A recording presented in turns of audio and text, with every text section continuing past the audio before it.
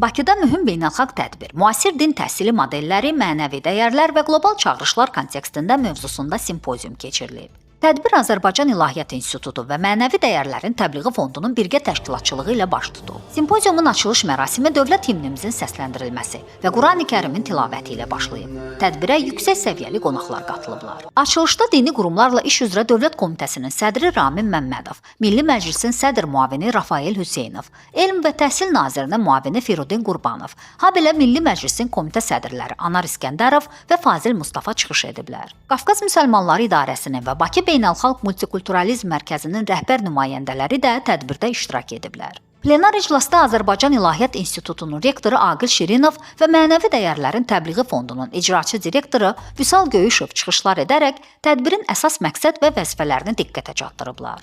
Simpoziuma xarici ölkələrdən böyük maraq var. Tədbirə Türkiyə, Özbəkistan, Qazaxstan, Pakistan, İndoneziya, Gürcüstan, ABŞ, Rusiya, Misir və İraq da daxil olmaqla 15-dən çox ölkədən 70-ə yaxın nüfuzlu əcnəbi alim və mütəxəssis qatılıb. Onların arasında Kilis 7 Aralıq Universiteti, Rusiyanın Müsəlmanlar Ruhani İdarəsi və Misirin Nur Mübarək Universiteti kimi tanınmış qurumların rəhbərləri yer alıblar. Simpoziumun əsas məqsədi Azərbaycanda və dünyada din təhsili sahəsində mövcud vəziyyətin müzakirəsi, problemlərin təhlili və onların həlli üçün praktik təkliflərin irəli sürülməsidir. Bu forum alimlər və mütəxəssislər arasında səmərəli tədqiqat işləri və təcrübə mübadiləsi üçün geniş imkanlar yaradır. İşini panellər şəklində davam etdirən simpoziumun nəticələrinin mənəvi dəyərlərin qorunması və qlobal çağırışlara qarşı mübarizə baxımından mühüm əhəmiyyət kəsb edəcəyi gözlənilir.